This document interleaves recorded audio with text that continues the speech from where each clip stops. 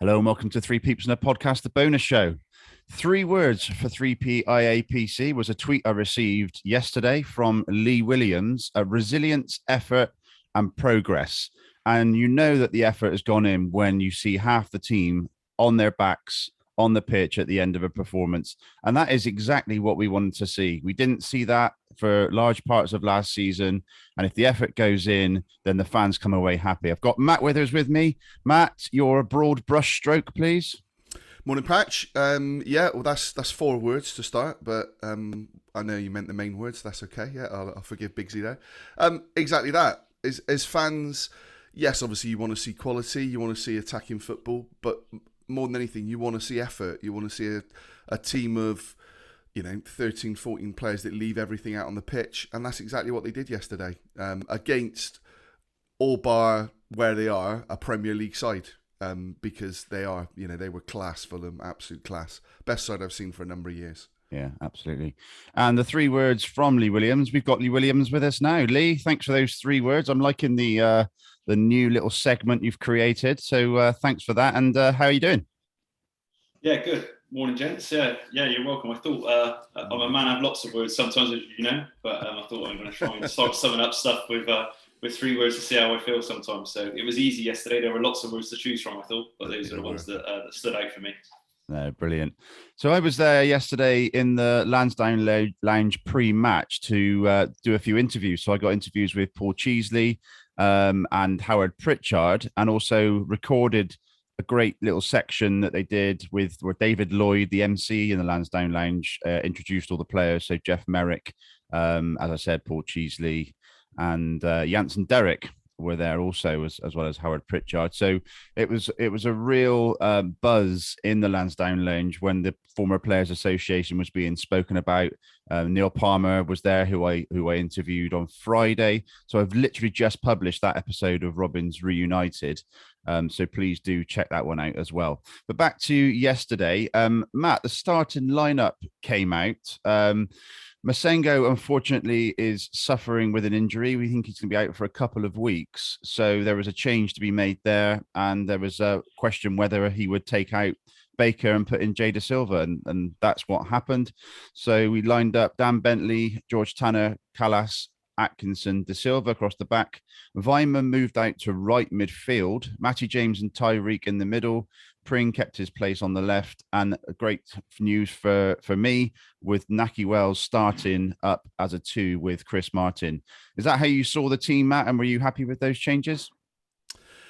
I actually thought when we started, it was very much a 4-3-3, just from a sort of shape from where I was in the south stand. Disappointment with Masengo, but as I said in our tweet yesterday, it gives us an opportunity to give someone else man of the match. But yeah, I mean, the rumour was a thigh injury, I thought, yesterday, and then it seems as though I think Nigel Pearson said it's a hamstring sort of strain, which is, you always worry a little bit with hamstring, especially with our record. But yeah, it was good to see, and I think even the fact of whether Baker was going to come in or not, you know what Baker's going to give you? He's a defender first and foremost, and it probably would have been easy knowing that you were going to have to defend a lot against Fulham to start him. And I'm glad he didn't. I'm glad he went to try and be a bit more attacking.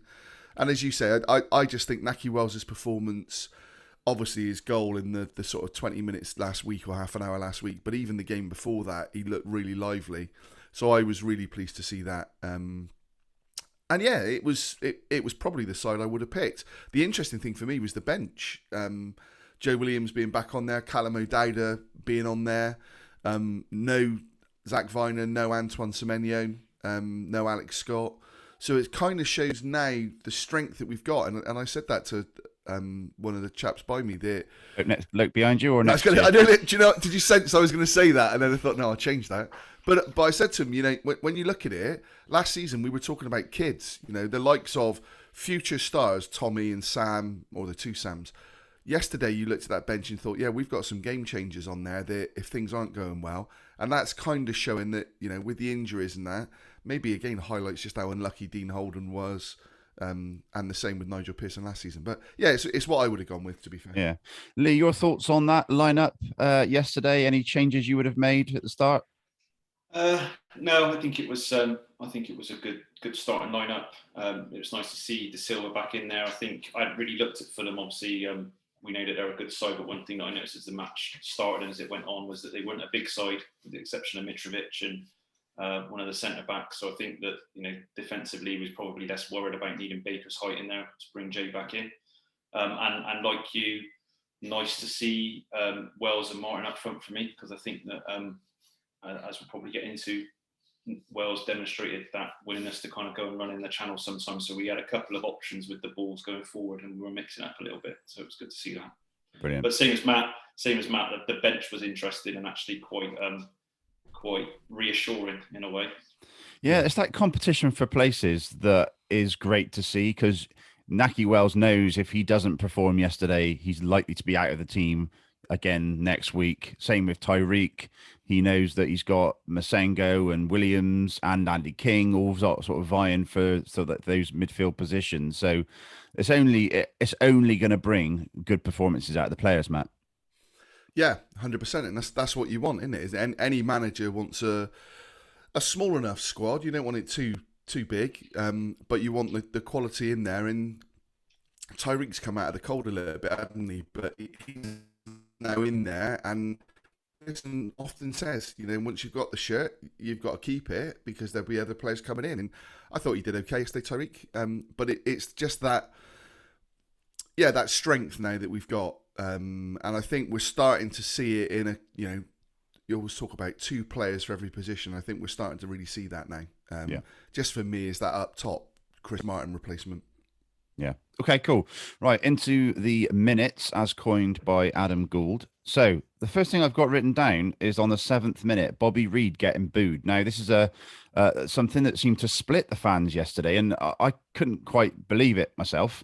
Obviously he went to Cardiff, completely understand that, but it was a time where Cardiff were in a better position than us, and it was big money. So it's not as if he asked to go to Cardiff. But what did you think about that, Matt? I mean, I know it was rectified a bit later on when he came off and got a round. I stood up and gave a round of applause, as I think a lot of City fans did. But your thoughts.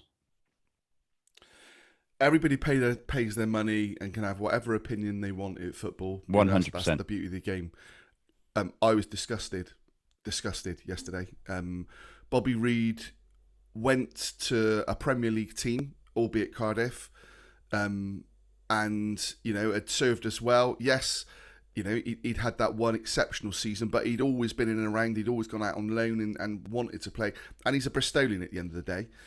So it really, really disappointed me. There's a guy who sits in front of me, and I'm not going to name check him because I don't want to embarrass him. But his point around it was the fact that he did I'm going to say Sam Haman, and I never know whether I got his name right, but the tap the head for Cardiff, and that's what he said. That was the bit that he lost respect for Bobby Reid, because he did that, because you can sign for Cardiff, but you don't have to, do that. And He may have been told to do it, though. You're signing for a club that is within their makeup.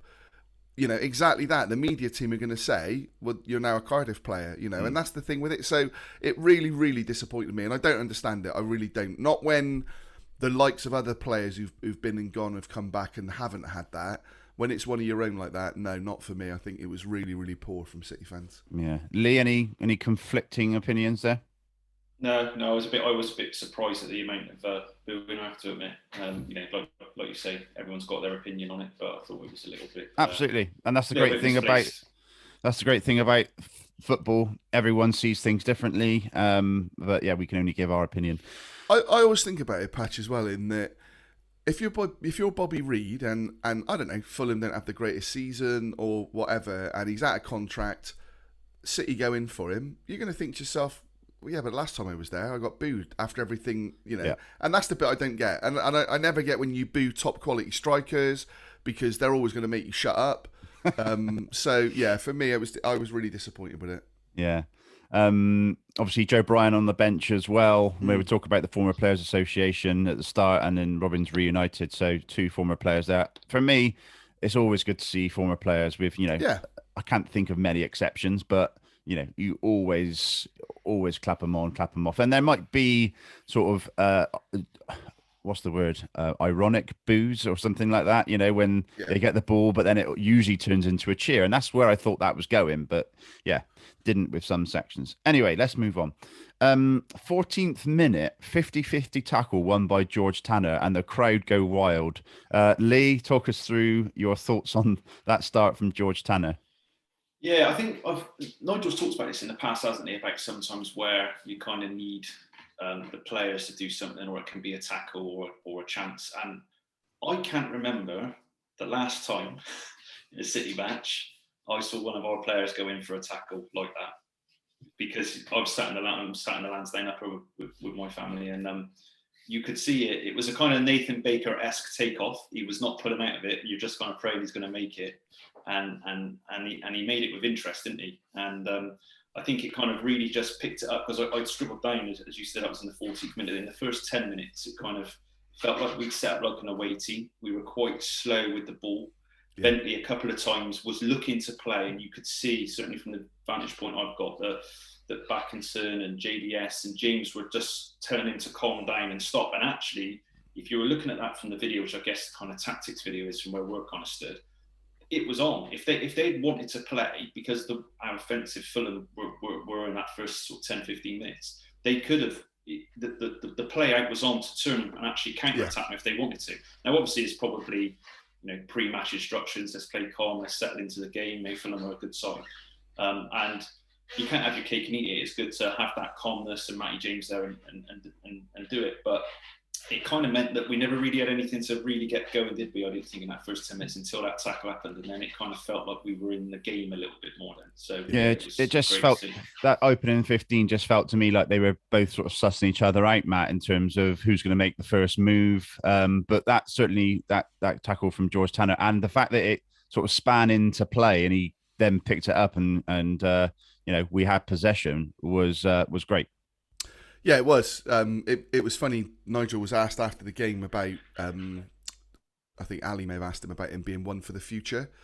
And Nigel Pearson said, well, he is one for the future, but he's also now one for now, And for me, exactly that. Everybody got out their seats with that tackle, because you could see the commitment. And that was, with Masengo not playing, our youngest player on the pitch. I agree with Lee. I think there were times we could have moved it a bit quicker. And I think that, for me, overall in the game yesterday, that was the difference between the two sides. Fulham moved the ball so much quicker than us, and the angles that they created, there was always an option. And 2 or 3 times, well, more than that, they just passed the ball round us with little triangles. But it was the speed that they were doing it. Whereas I think we are still a little bit too deliberate at times with the ball. We don't move it quickly enough. And we've said this before about the big difference between Championship and Premier League, and it 100%. Is that speed in which they play, the speed of decision making is the main difference for me. And you could see that, yesterday on a couple of occasions. I'll pick out players later on, but there were a number of occasions where a ball was on and it wasn't played. Yeah, it's that quick decision making. It's that comes with quality, doesn't it? In playing with better players week in, week out. You've only got to look at Mitrovic, which I think may have been, 28 million, something like that.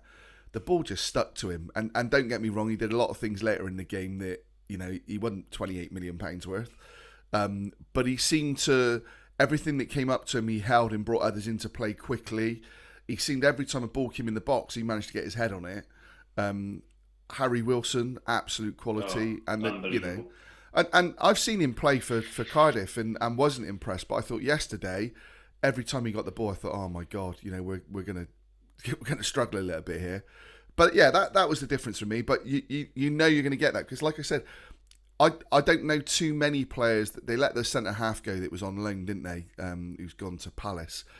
Other than that, Fulham pretty much retained most of their squad, and they've got a manager who's much more attacking in Marcus Silva than Scott Parker was. So I think that they're a class side, and they showed that. And even in those early exchanges, they kept the ball but moved it really quickly.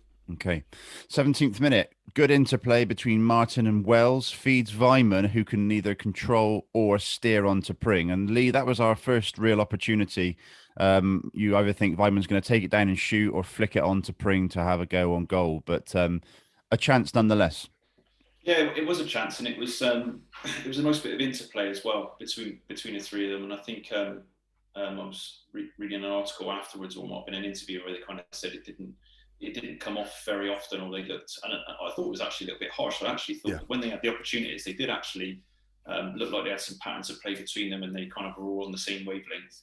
And there were a couple of times yesterday in that first half, especially as we grew into it, where it just didn't quite get the bounce, or another day the ball, Boyden sticks his foot out and actually kills the ball dead and is able to then take a shot or lay it into Pring, and it just went a little bit and skidded through to the keeper. But the movement and the kind of the intention that they knew what they were doing and they were trying to make that happen. It wasn't kind of let's just do it by luck. You could kind of see that they were on the same wavelength. It was quite interesting and exciting, actually, because it just felt like we had a lot of players up front trying to make stuff happen. Yeah, my big concern, Matt, with putting Weimann out wide right, and I know you say you sort of saw it as a 3 as well, is that he is too out of the game there, not able to impact as much. But early signs suggested that they were working on almost like a rotation. Exactly, that's just exactly what I was going to say. I mean, I can remember 3 crosses that Chris Martin put in from the right hand side where he went out there. As Lee said early on, Nahki Wells was running the channels, so I think there was quite a bit of swapping between them, and it was quite fluid the way they were. I just thought it was quite a decent attacking approach from us, and shows that you can get those 3 in the team and still get shots at goal, can't you? So yeah, sorry, Lee. Yeah, I was just going to say, I know you talked about it looking like a 3. I think it was, certainly from my vantage point, a kind of clear 4-4-2. But what you had some players with some experience and some nous where the formation effectively stays the same, but they interchange their positions. And that was what was happening.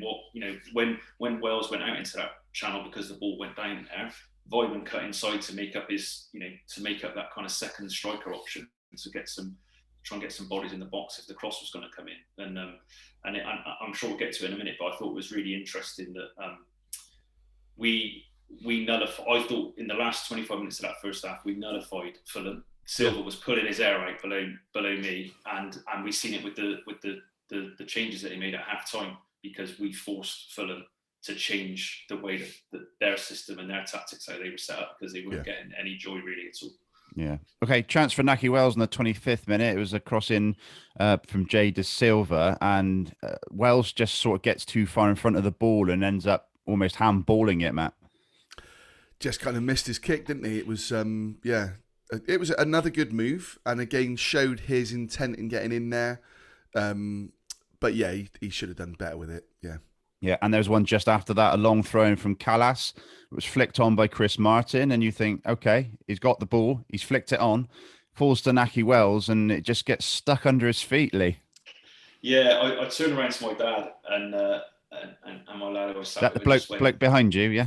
No, they were sat either side of me yesterday. Actually, we swapped seats. We're trying to swap seats to get that home win. Just what are you? Who are you? Are you Martin, Wells, and Weimann? We do that as well. Yeah.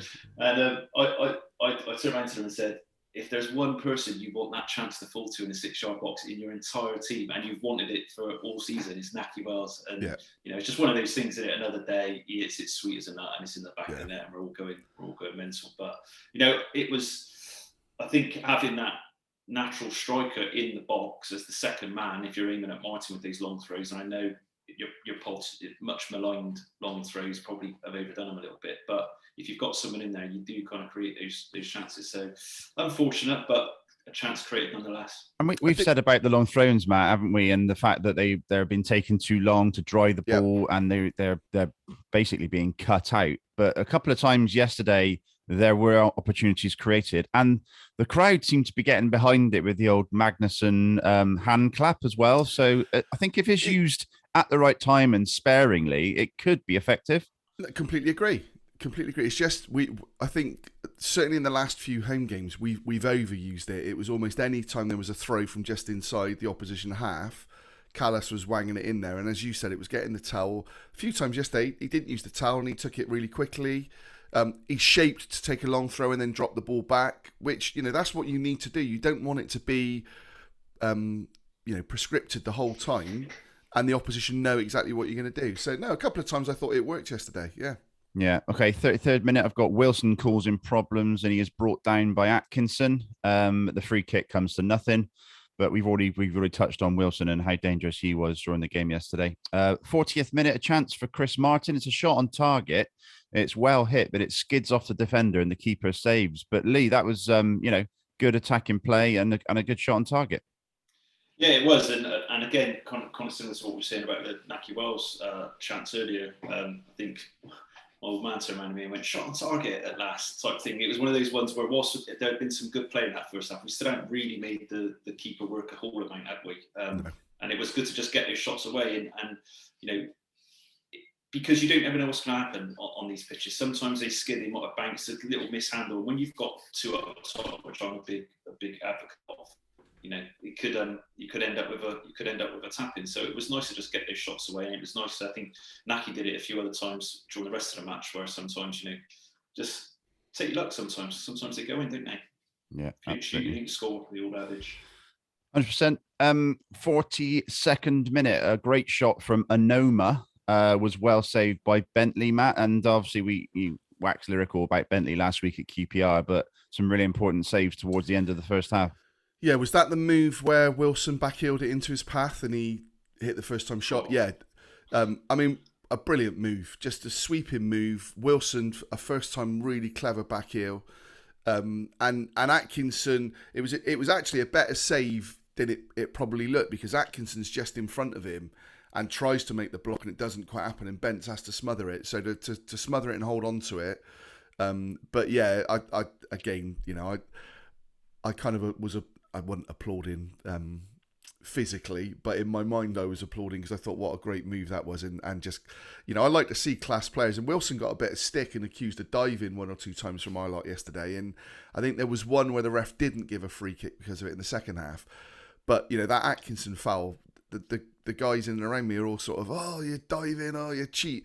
And I said, look at Atkinson's reaction. He's immediately held his hand up, so that tells you in itself it was a foul. So yeah, it was a great move and a great save. Yeah. 44th minute, a free kick falls to Backinson, who shoots over. Well, last season we saw Backinson score 2 great goals from 18, 20 yards. So again, we know that's in his locker, but it's just getting over the ball and keeping it down.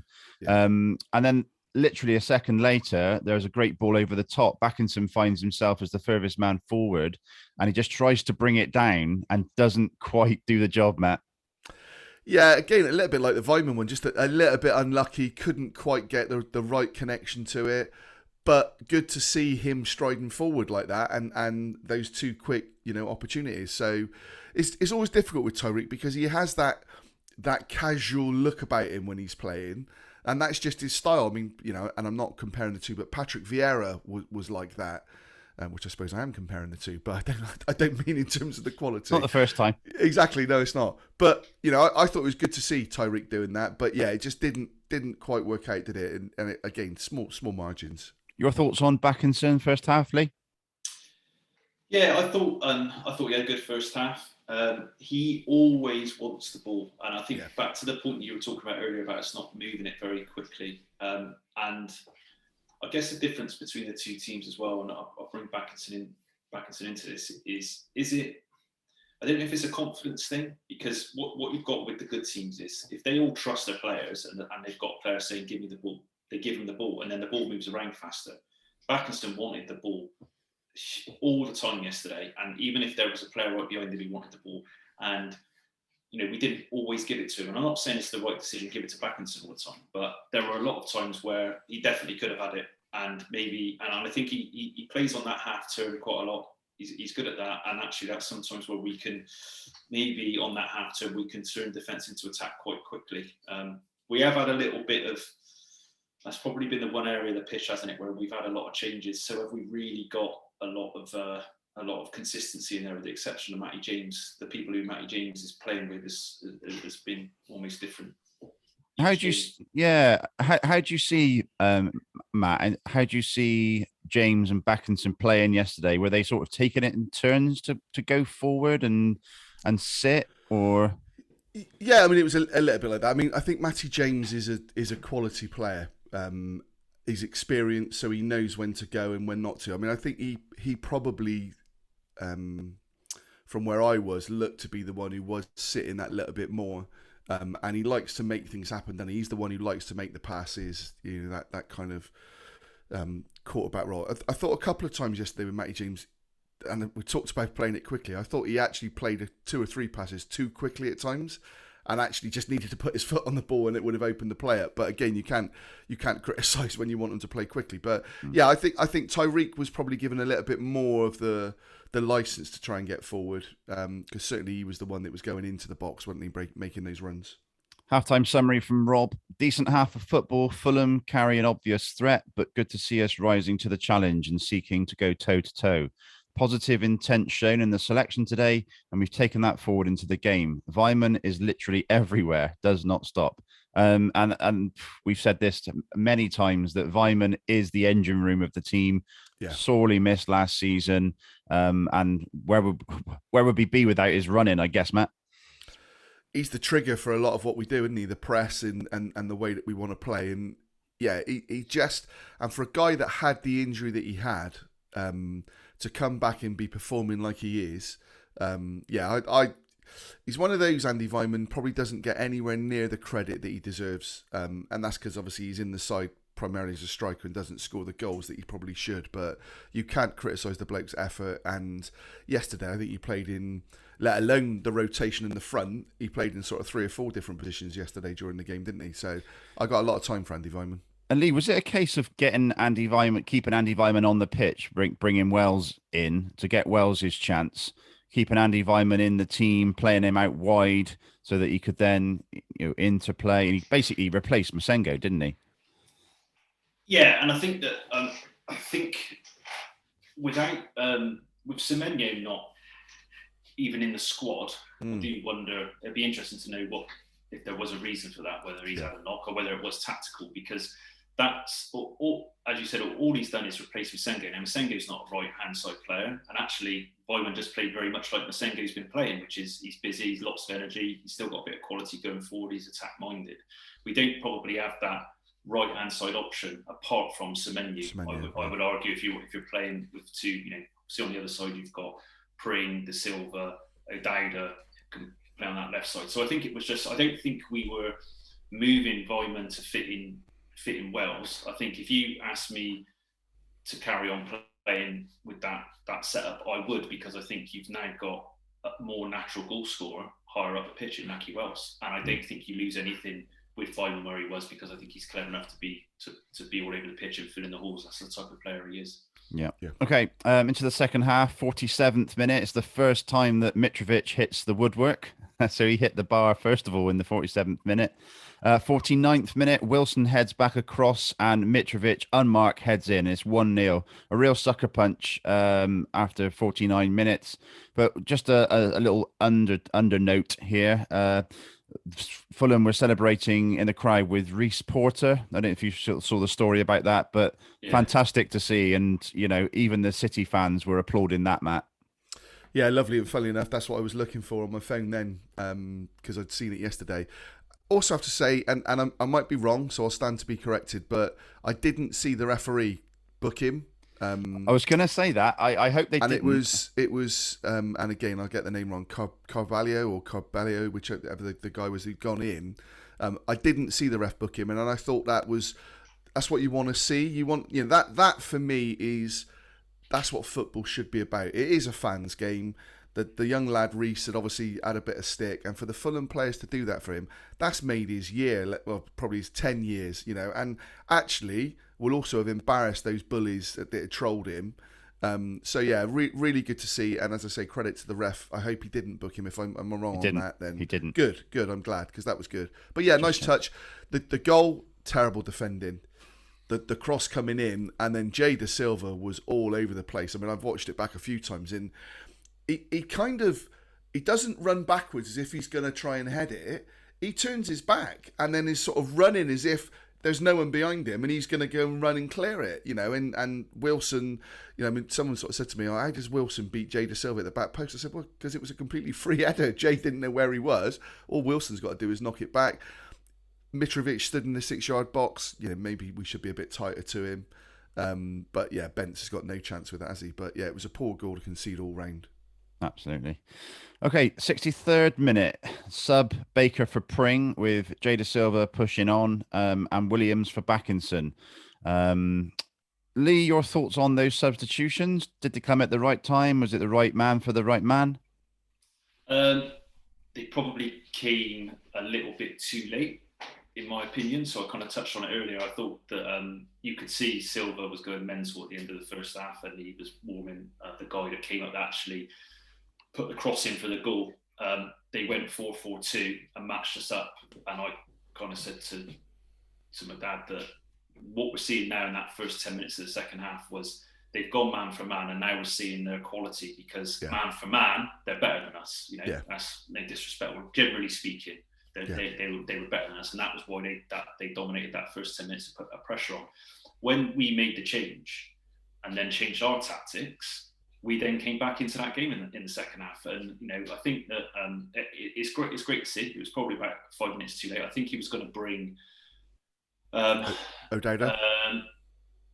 No, he was going to bring. Williams wasn't coming on at the same time originally. I think he was, that's right. He put his vest back on, didn't he? Yeah, and then they ended up coming on at the same time. So definitely the changes I would have made. The only other option would have been an O'Dowda for Pring as a straight swap to begin with, if you weren't going to maybe mess about with the formation. But good to see the adaptability that we've got. I think that it was the right changes, and it really gave us some impetus in that last 30 minutes. I thought we were fantastic. So Matt, we went 3-5-2 there for you? Definitely. And obviously Bake's coming in like he did. I thought interesting one, and that their substitutions at halftime we didn't talk about, but Chalobah was fortunate for me to still be on the pitch. Oh yeah, he got second booking. It always makes me laugh. The same fans that were cheering George Tanner's tackle, and there was one from Cam Pring in the first half, are then baying for Chalobah to be sent off for what was in effect the same kind of challenge. But he then had two after that, one of them where he actually put, and the referee made the motion afterwards that he put his arms round whichever of our players it was to stop him breaking away. That's a booking. That is a booking all day long. And that was very much a case for me where the referee realises he's on a yellow and gives him that leeway, which shouldn't be the case. But and Nigel Pearson made reference at the end. Silva kind of said, that it was never a booking, blah, blah, blah, and yet changes the formation and takes him off, and you'd think that comes into play. But yeah, from our point of view, it was the right subs. I agree with Lee; it should have been slightly earlier. But Nathan Baker, I mean, we've probably got it down. Moments later, he makes an absolutely unbelievable saving challenge. And it's one of the things that I've been a bit concerned about of late is Dan Bentley's starting position. He seems to sit quite deep, and quite often the ball's been hit over the top. And you see other teams where the keepers raced out and cleared it comfortably. Whereas Dan, QPR last week, he got caught in between, didn't he? And it was the same yesterday with that ball that got played through. I think it was Wilson that was running through. And it was a brilliant challenge from Baker. But it shows, as Lee said, the flexibility that it then gives us, both in terms of personnel, but then the formations. You're then able to put Tanner, who actually looks like he could be a really good wing-back, sort of bombing forward. So yeah, good to see. And Cam Pring, I keep saying it, I worry about his fitness. He seems to, he's not finished a game yet. And a lot of those may have been tactically. But again, in fairness to him, is because, like we're saying, he's putting everything in it, isn't he? So, yeah. I thought he was quiet yesterday. It was his poorest game yesterday, wasn't it? Yeah, he didn't really. I didn't think he really offered a huge much for us, either going forward or got caught a few times defensively and made a couple of rash challenges, and that'll happen. It's That's still, gonna happen. He's young, what was he? Eighth game in the championship. Exactly. Still, it's a different level, and I think we noticed it actually with Cam and with George Tanner. I thought George Tanner had a really good game, but what I did notice a couple of times with their distribution, it was like what I call League One, League Two Yeah. distribution. They had a chance to play maybe a more simple pass, and it was more of a kind of clearance go and chase that in the channel type Exactly. thing. Yeah. You know, there was one in the second half that I think there's one in the second half that he did it when Nahki Wells almost looked at him and thought, "Christ, you go and chase it. I'm not." Yeah. You know what? With Joe Bryan and Bobby Reed both being ex-players who know Campering very well, there might have been a little bit of inside knowledge of this is how you keep Campering quiet. So, you know, could have been effectiveness. Yeah, it could have been. I mean, he didn't. I'm trying to think. Maybe one early in the game that he got across, and that's been something that we've sort of talked about a lot, isn't it? That he looks to get the ball in. I just thought it was probably his most ineffective game. But you've also got to say against probably the best side we faced this season. Yeah. So there is that experience to it. What it does give us though is, and it happened a couple of times yesterday, he was able to swap, and Jay went further forward, and Cam sat back, and then it swapped again in. So again, it gives you that little bit of giving the opposition something different to think about, doesn't it? Because they're different types of footballer, Jay and Cam, aren't they? Yeah, 100%. Yeah. Okay. Great to see Williams back on the pitch, and we'll come on to his performance a bit later. So into the 66th minute. We alluded to this earlier, Matt. It was Callas lining up for a long throw, does a short throw to Williams, gets the ball back, and it's one of the best crosses I've seen down Ashton Gate for a number of years. It was pace, it was whip, and it was perfect for Nahki Wells, but it just goes over the bar, and you think that is a great opportunity, Matt. It was, and I listened to Ian Gay on Forever Bristol this morning, and Ian said, "Yeah, Nahki, it's easier to score." And I thought, I don't know what level you played at, Ian, but fair play. And I know what he's saying because it was such a great cross. But Callas has got that in his locker. He's done that a few times. Trying to think of the game earlier on in the season where he whipped one straight back in. I think we scored from. But yeah, it was, and Nahki just got underneath it a little bit, didn't he? He's going across the top of the defender. But as close in as he is, you'd like to think he, 9 times out of 10 he hits the target. But yeah, it was a great delivery, and again showed the fact if you take those long throws, opposition are expecting it, but you've then got to vary it a little bit, and that's what we did. So, and I mentioned is that Joe Williams though? His experience and his quality, he makes the move to allow Callas to do that, didn't he? So I mentioned last week or week before, players not stopping Callas doing the long throw. I think Joe Williams wanted the ball, exactly, made the move, shouted really loud. Callas spots it, gives it to him, gets it back, and a great opportunity is created. Yeah. So Joe Williams, 73rd minute, puts in a great tackle, and again, like the Tanner tackle in the first half, it picks up the crowd. The tempo is upped. Wells' shot is deflected wide, and Baker heads over, all within the space of a minute, Lee. Yeah, it was a good little passage of play, that, wasn't it? Lot of pressure on. I kind of said to the boys on the way in the car, I don't think I can't remember the last time I've been out of my seat so much in a half of football with chances where you think it's going in. It was in that little pattern. It was like, are we going to score? But really good because it was sustained for a period, and Fulham they're a good side, but they were on the rack a little bit there. They were there, and I'm glad went much longer until we had to wait for that goal. But good chances, good really offensive, really intense play, pressing them in with that formation change, not letting them get out. It really got the crowd going, I think.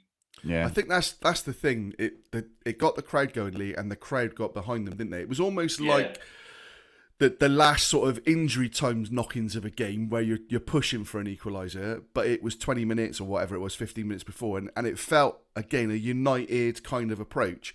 The Nathan Baker chance, Nahki Wells was, because it's obviously at our end, he's just lined up to smash that on the volley. And Nathan Baker, I don't blame Baker because it was actually a really good opportunity that he should have done better with. But yeah, Nahki Wells was absolutely epileptic. He was like, oh my, because you could see that literally his whole shape was ready to smash it. So yeah. Great opportunity for Joe Williams just a minute later. He skews his shot wide. But again, really like the intensity that Joe Williams brought to the game, and great to see him taking a shot, Matt.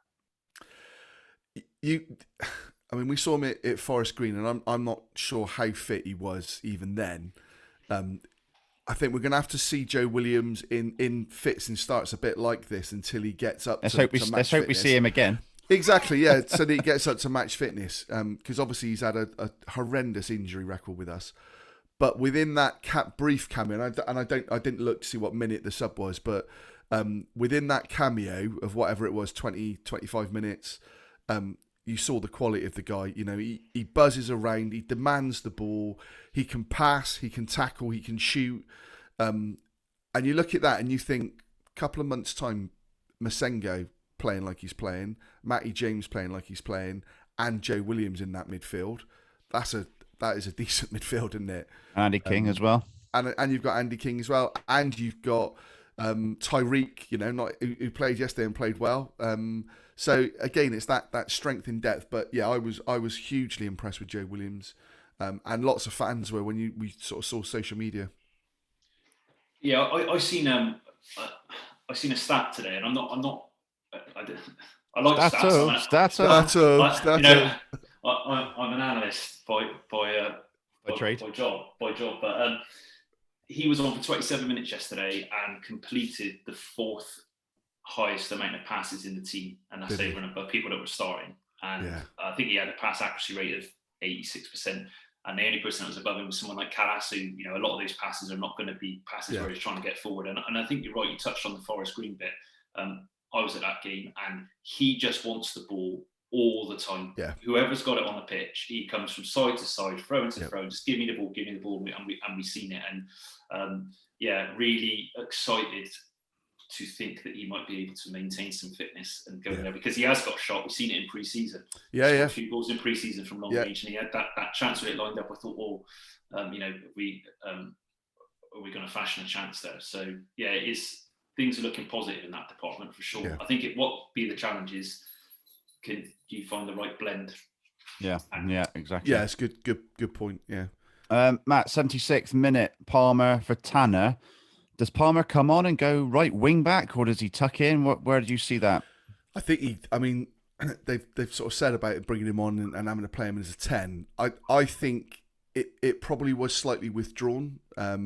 Obviously, we switched shape. Andy Weimann went to kind of wing back, and Palmer was kind of floating a little bit, really.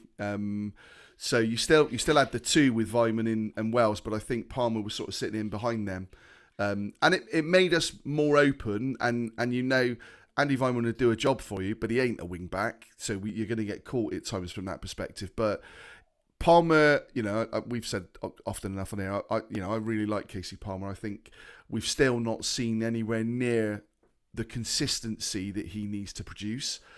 But I thought it was interesting in the week that Nigel Pearson, and this might have been really, really good man management, but Nigel Pearson talked him up and said about the fact that he's been unlucky. You know, he needs to play in a 10, but he's shown the right attitude in training. He's been fully supportive of his teammates, and that his opportunity would come.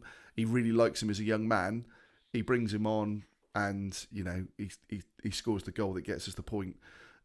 Which, yeah, good to see. But what was also interesting is that afterwards, Pearson said, yeah, but there's still a few things I need to talk to him about that he wasn't doing, which is, you know, again, great man management.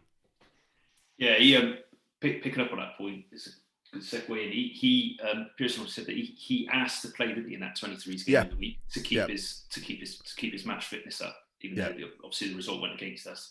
And I think the things that he probably wants to talk to him about is, in the end, in that last sort of 5 minutes where we were a little bit dead on our feet, haven't put the effort in, and Fulham were trying to pick us off a little bit. There was one bit where Weimann has sprinted past him on one of those counter attacks to try and get back in, and we know that's not necessarily Casey's natural game, but I think these are the types of things that Pearson says you've got to need to do, and you've got to do it on a consistent basis to be part of a Pearson team, and that's what we're starting to see. You know, everyone's got to be out on their back. He'd have been sat there taking pictures of that. And I expect Pearson. There you go, boys. That's what it's all about. At the end of the game, I want you out on your back because you're struggling to walk around the pitch and say thanks afterwards because you worked so hard.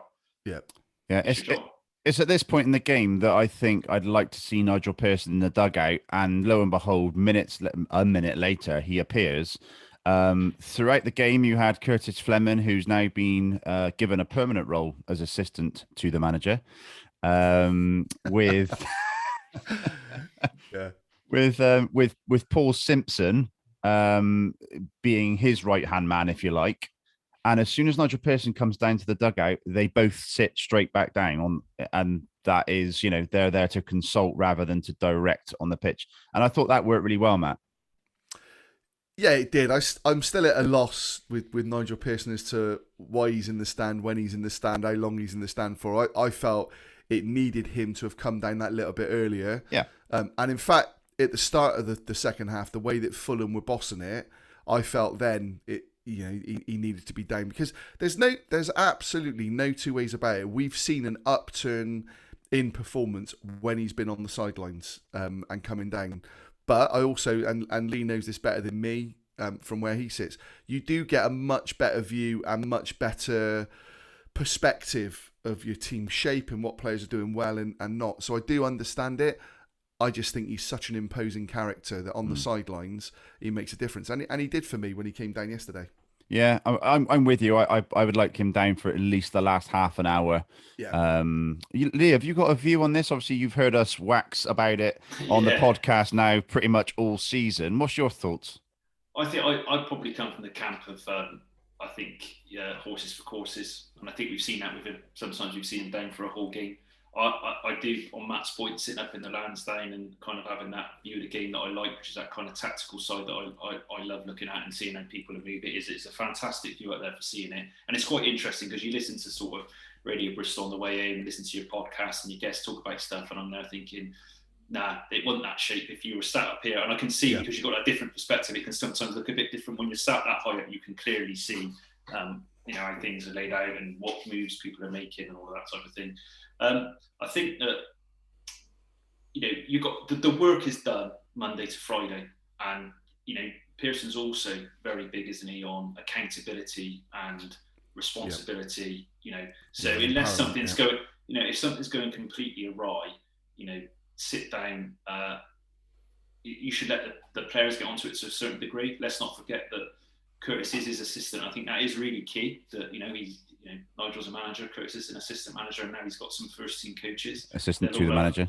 Yeah, they'll have their responsibilities, and sometimes it is that empowerment. You say, Matt, what is Curtis going to say anything different to what Nigel's going to say? I did notice when we were talking about those changes that Curtis had his earpiece in, and it just seemed to.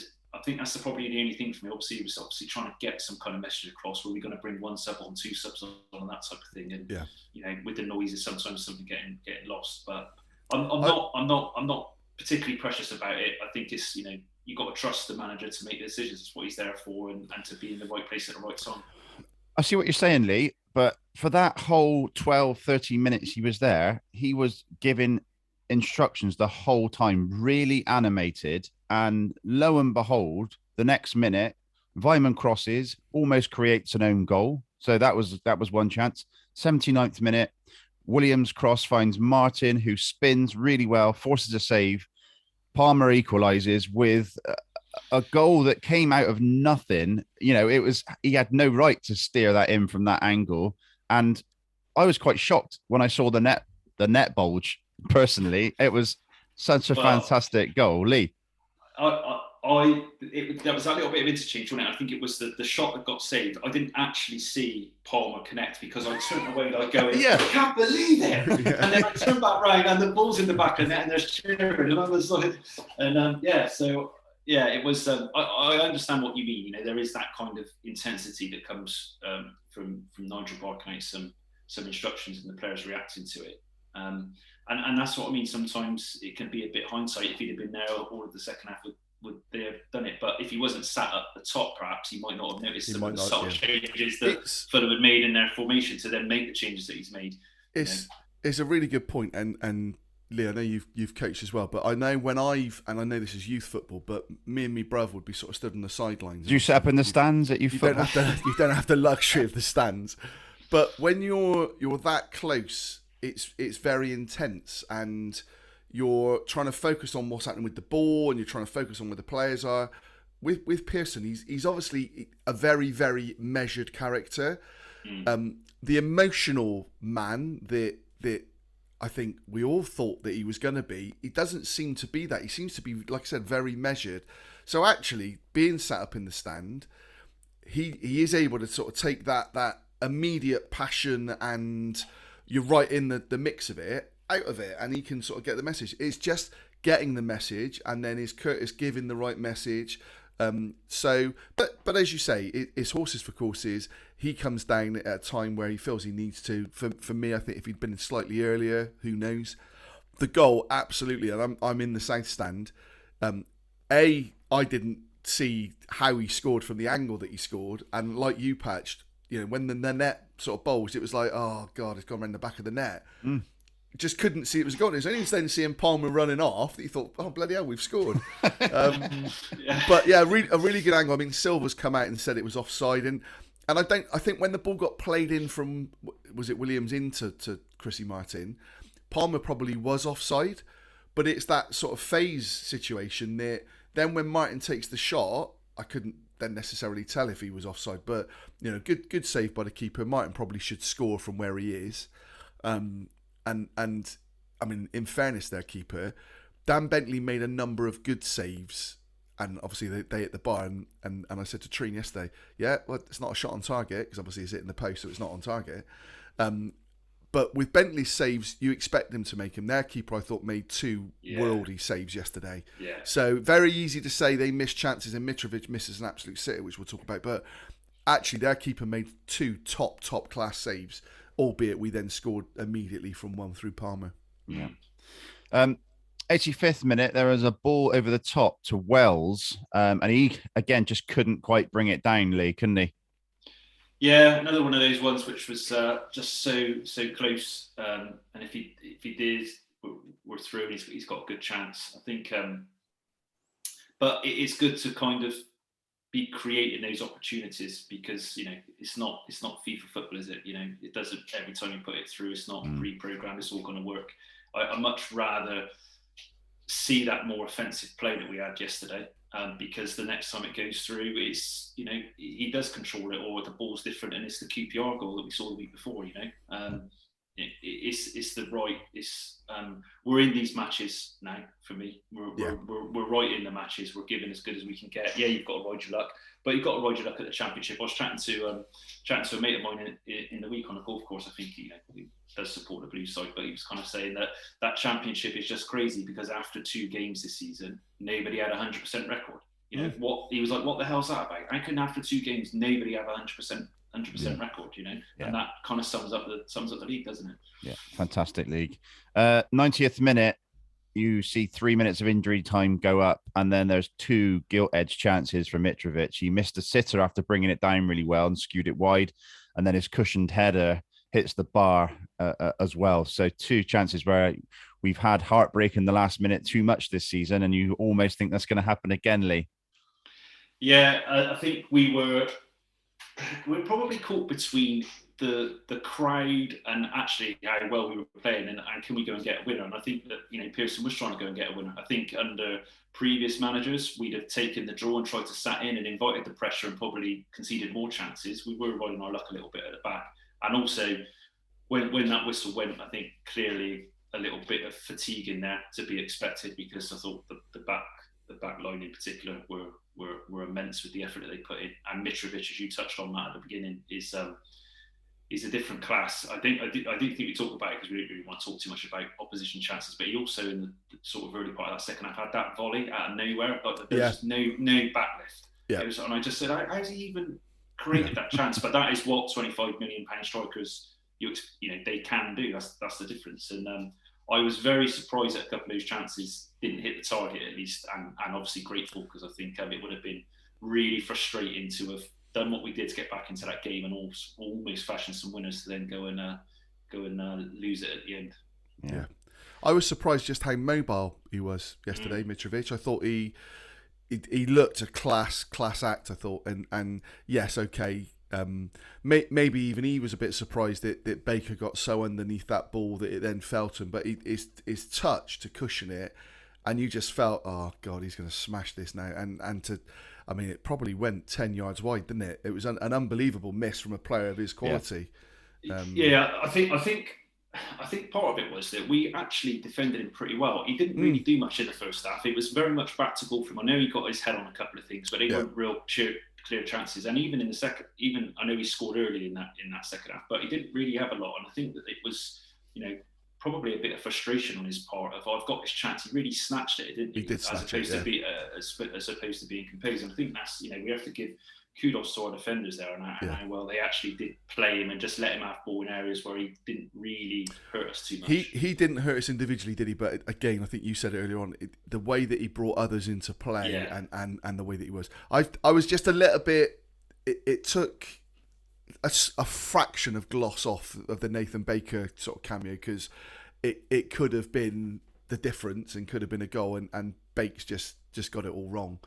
But to the same extent, like I said, the challenge that he made earlier on was brilliant. But as you said, Lee, when that final whistle went, I think is one of those where the players were begging the ref to blow, because you could sense probably another 5 more minutes, maybe another chance would have fallen. But on the ropes, yeah, a bit like Joshua last night. But as I started the podcast, not all, but most of the City players were literally dead on their feet, led down. You don't see that very often, and I guess it had a real impact.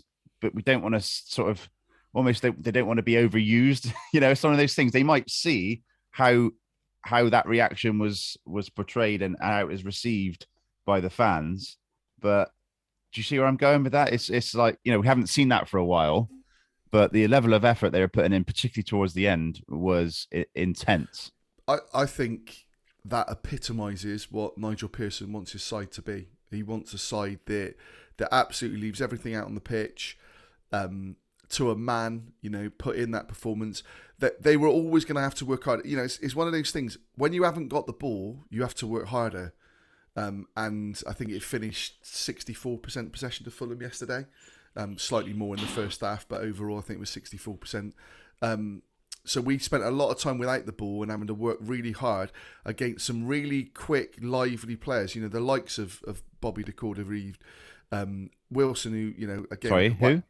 I tried to say it quite quickly. So it's Bobby Reid. That's how we know him. Well, it is how we know him. But respect to his name change. De Cordova, yeah. Which I did say just slightly quicker. And Wilson, who I could wax lyrical on all day. They've got quality footballers. So you're working hard against a team that has got a lot of the ball, but also move it really quickly. It was good to see. Like you say, it's the minimum you expect, but for all of them, I mean, Atkinson, at the end, he was the last one off. And he was walking round, and the bloke looked like I looked at the end of London last week, where he's kind of limping and struggling to put one foot in front of the other.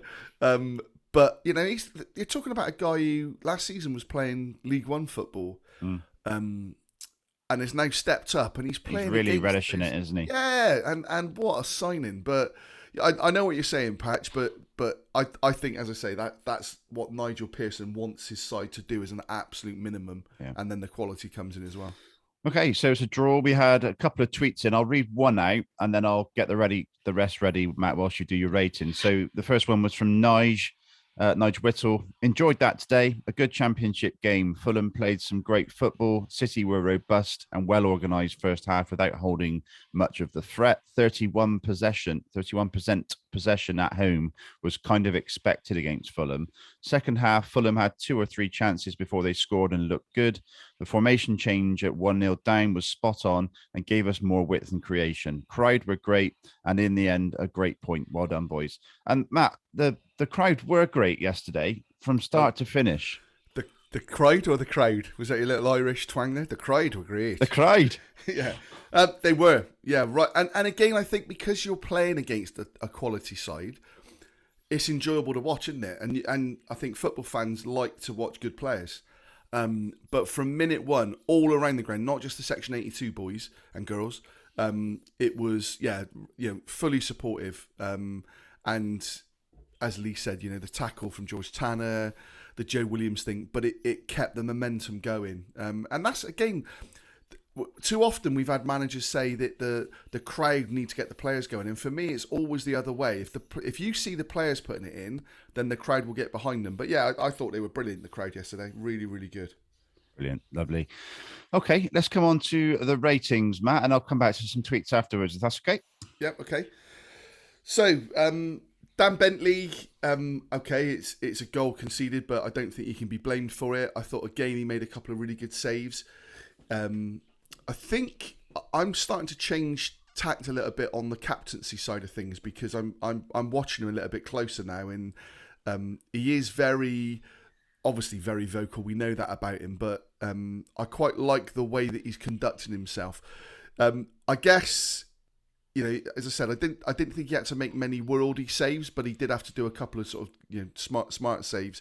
So I'm going to give him a 7 because, you know, again, it's against a quality opposition. So Jay Da Silva, I really like Jay, and I think Jay needs a run of games in the side to really start to show what he can do. He's showing glimpses at the moment, and he's getting on the ball. There was a bit like the QPR moment yesterday where the ball got put across to him and you wanted him to shoot, and in the end he did get a shot away with his right foot, but didn't, you know, came to absolutely nothing. But I think Jay is starting to show some of what we know him to be, you know, when he's able to get forward and combine well. I'd actually be quite interested to see how it works with him and Callum O'Dowda. But, you know, to the same extent, Campering's been doing really well. So Jay, I'm going to go, again, very difficult opposition. So I'm going to go 6 for Jay, I think. And maybe that's slightly harsh. Maybe it's a 7, but I'll let you boys decide on that one. No, I think you've got to go 6. I think you can't take away his positioning for the goal. Yeah, good point, actually. Yeah, thank you, Lee. Yeah. Rob Atkinson, Thomas Callas. Again, you've got to look at who they're up against. And I thought, as Lee quite rightly said, Mitrovic, yes, he did get some chances, but we did keep him relatively quiet in terms of offensively, just him. I thought both defended really, really well. There's still that bit for me, and it's not just the centre-halves, it's the whole team in it, but I think Fulham had 22 shots, so it does still feel like we're quite open. But actually in the Championship, sides are going to get opportunities. You know, we had 14 ourselves. So for me, for both of those, I'm going to go 7 because of the quality of the opposition. And I thought they defended really, really well. And again, left everything out on the pitch. Plus, you've got the moments going forward. Atkinson actually, last couple of games, hasn't gone forward as much as we had seen. I almost wanted him to in the second half yesterday because I thought we're not getting enough opportunity, and maybe Fulham wouldn't expect it. Yeah. I think they're one of those teams, though, as well. And Casey Palmer, because of the way he likes to play, you always think that if the ball breaks down, Fulham are going to play. And there was that one ball from Bobby, they called over Reed, that he hit with the outside of his foot for Wilson to run onto. That they've got that in their lockers. So yeah, they've got to be a bit careful. But I thought both were good yesterday. So I've gone 7 for both of those. Joyce Tanner, I'm really starting to like. And again, I'm not going to go overboard with him because he's obviously a young lad and he's finding his feet. But to come in and have to play against that opposition yesterday in his second game, QPR and Fulham too. Exactly. Yeah. Two sides are actually, you know, QPR were playing some really good football as well. So I'm going 7 for George yesterday as well. I thought not just because of the tackle, but his all round effort and the fact I think as a wing back he's going to get better. I'd probably, in a season's time, I might be saying 6, but I'm scoring that also on the basis of where he's come from. He's a young lad, and he doesn't show any fear, does he? Did you notice as well? I think it was in the second half. He was sort of backed into a corner, right down in the corner. He had no option. Yeah, and he berated all the players. For not helping him out. And he was spot on for doing that as well. Yeah, he was. Callas was, I think, afterwards kind of saying to Jay Williams and Mike James, I could have had the ball there, and I was thinking, you couldn't have. Been. And my dad actually said he did the right thing there. He's just turned around and booted it out of play. Yeah. And just get your shape back, and because you had nothing else on, rather than trying to be cute and keeping the ball when maybe you get caught with it, you know. Yeah. It was and maybe some of that is that League Two side of things where you probably haven't got the players that you can find that pass to. But obviously he's been brought up playing a style of football with Man United. You know, as young as it is, and I agree with you. I thought he did exactly the right thing. So yeah, Tyreek. I thought Tyreek had a decent game yesterday. Obviously, he got substituted, and it was the right substitution. I still feel with Tyreek he can impose himself more than he does because of his physical sides. But again, you've also got to remember that he's still very young in terms of his experience at this level. But I thought it was a decent showing, so I've gone 6 for Tyreek, but that could easily be a 7. So again, I'll let you boys debate that one. But I thought it was a decent performance from Tyreek without being, he had those couple of opportunities where if he's hitting the target, that might have been a 7. Clearly, do you know what I mean? Yeah, he played some really good football, and for me, he's definitely done enough to retain his position in the team next week. But yeah, a 6 or a 7. I was just a little bit disappointed with his reaction to the substitution. If you actually I didn't spot it. Yeah, I didn't spot it. So his number went up, and he kind of like, I've been subbed, and I'm like, we're 1-0 down, get off the pitch. Yeah, the decision's been made, and then I think he realised maybe 10 paces after, and he gave a little jog. Yeah, and he gave now you mention it. Now you mention it. You know what I mean? And I think it's that, and he's right to be disappointed. He wasn't having a bad game. Anyone would be disappointed coming off, but it's back to that. Well, the decision's been made, whether I agree with it or not. And you could tell as he went into the suspension, he's tapping some hands and not tapping some others, and clearly not too happy about it. But it is what it is. Andy Weimann, I've gone 7. Again, work rate was, you just can't question it. He's playing a number of different positions. Didn't get probably he didn't. I can't think of any opportunities that he really had other than that one that we talked about early on where he kind of didn't quite control it. But it's just again we've talked about it with Weimann, so I've gone 7 for Weimann. Yeah, I think he's definitely less effective in terms of chance. Having a chance or chance creation when he's put in that position, and that was my concern. But he still affected the game enough. Yeah, exactly that. And I think again, you might sort of say, well, it's kind of what you expect. That is Andy Weimann, the way that he works and stuff. But I thought as well the fact that he changed positions and as Lee said, a couple of times he sort of bombed on. Even late in the game, he's still looking for it. So yeah, Campering, I've gone 5. Just because it just was his most ineffective performance for me yesterday, and wasn't at the level that he's already set himself in his young kind of career. So it's not. I don't mean that to be critical, but he's set a mark that I'm expecting him to reach, and he fell below that yesterday. Yeah. Matty James. So it's difficult with Matty James because he goes about his business and he's obviously very good on the ball. A lot of what we create comes through him. He probably hit 2 or 3 passes that led to sort of opportunities yesterday, and I can't recall them readily. But again, I just feel with Matty, he's just dropped off a little bit from what we saw early on.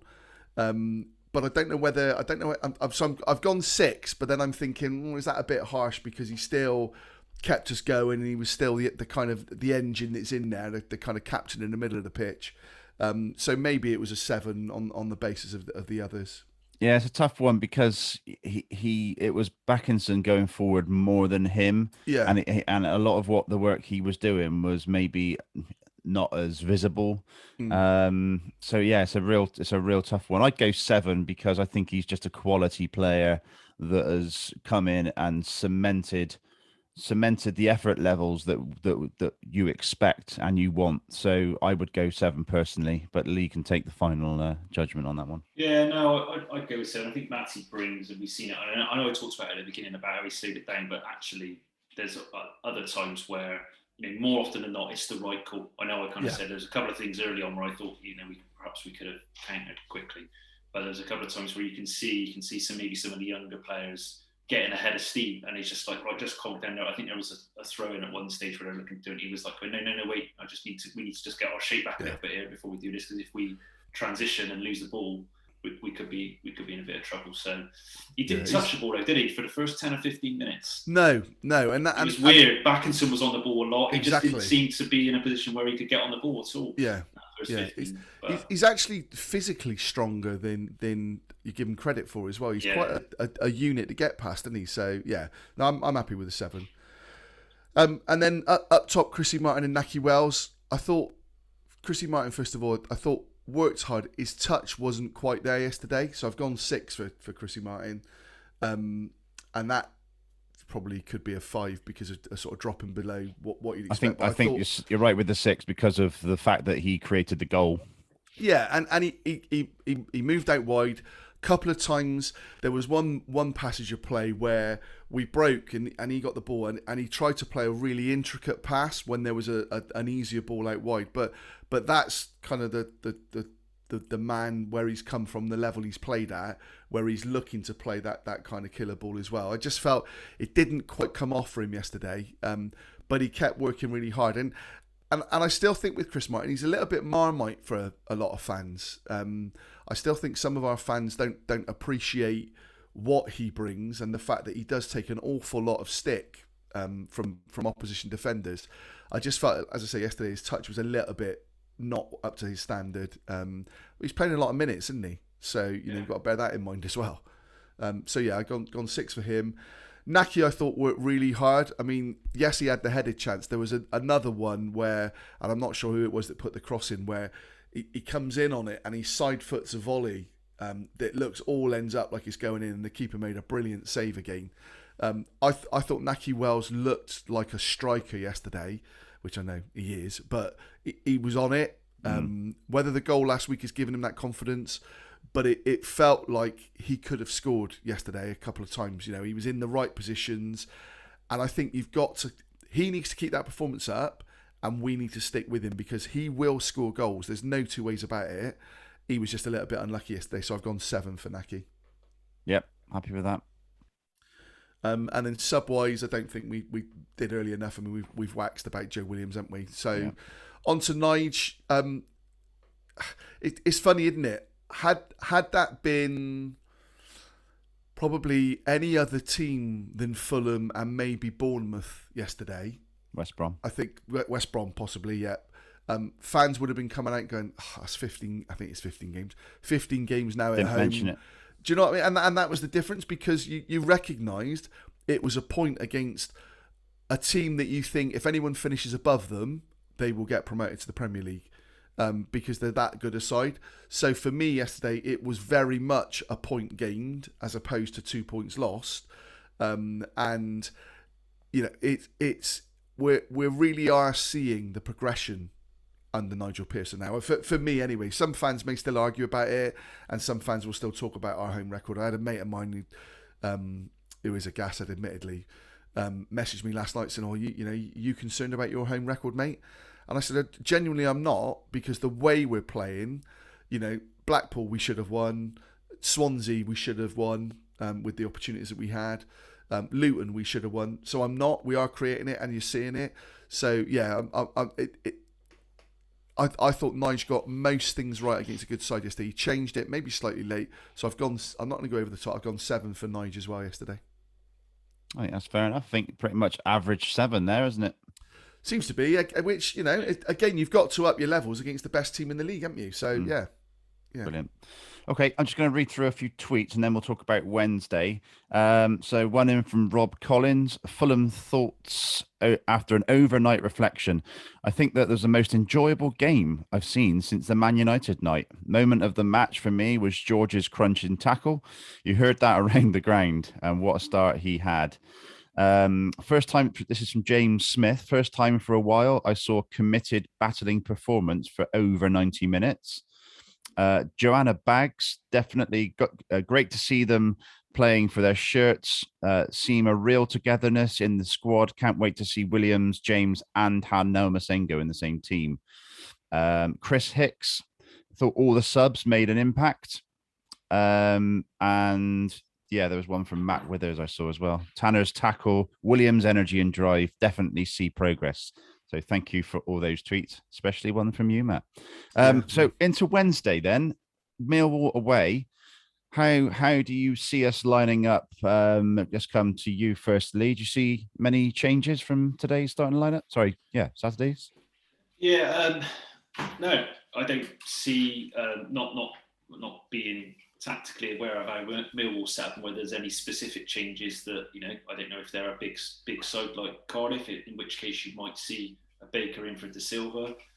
which, it's a little bit of a difficult one, that, isn't it? Because I agree with Matt. Players always want a little run of games. So if you end up having to force a change there, the one thing I will say about Baker, if you notice that when he made that tackle on Wilson, he hurt his ankle, and I thought he was going to come off. And certainly when he walked off, he was still limping. He took his boot off, didn't he? So it was an ankle injury. It was an ankle injury he got, wasn't it? The game before, whatever. Yeah. Yeah, so I think because he just got his toe to it, so I think it's one of those ones where the ball just gets his toe and gets a click and rips his ankle. So we might he might be out. But apart from that, I don't see any reason to make a change. The one thing I think you might see possibly is O'Dowda in for Pring if he keeps the formation the same. I think he's been quite open that he's a fan of O'Dowda, Pearson. Obviously O'Dowda's fit. I think he was close to coming on yesterday. He had his shirt on. I think that was going to be one of the options. O'Dowda or Palmer, and he went with Palmer in the end. So maybe O'Dowda for Pring, but apart from that, there's no reason. If he sticks with play well, you keep your shirt. Play well, you keep your shirt. Matt, anything different for you? Well, it's interesting. Matty Smith played yesterday for Millwall and scored for them. They played a 3-4-3. They've also got Bradshaw, who works. He was on the bench yesterday, but came on, but works really hard and always seems to do well against us. Tom Bradshaw. Plus, obviously, they got Bennett, who was sub and came on. So I might be tempted to go with Bakes in that one. As opposed to Jada Silva. Yeah, just because of the physicality and Mill will always tend to play. I think Mill are a better side. They're not a long ball side by any stretch, but when you've got someone like Matt Smith in the side, they're going to go long like that. The only thing I would say with Matt Smith, I think his legs have gone, and so if you can get Callas, is probably the best leaper in the league, isn't he? So stick Callas on him. But yeah, it will depend on Baker because I agree with Lee. I think he did look like he struggled as he went off, but that might be the change that I would make. Certainly, I'd keep Tyreek in there, and I probably would make sure there was a place for Antoine on the bench as well. Be interesting to know if that was tactically that yesterday, if there was any kind of little knock or anything. Cool.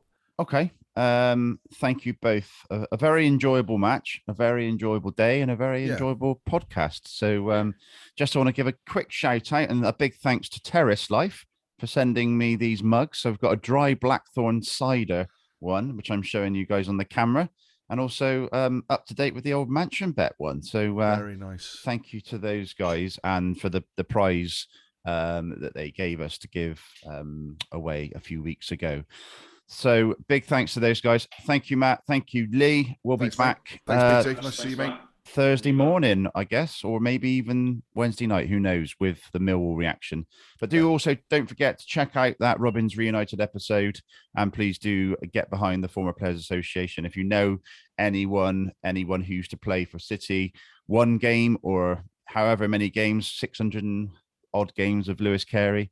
So nearly. But please do let Neil Palmer know. You can get him on Twitter, Neil Palmer Books. And also his email address is embedded into that Robins Reunited episode. But for now, thank you all. We'll be back soon. Take care. See you guys. Cheers. Bye.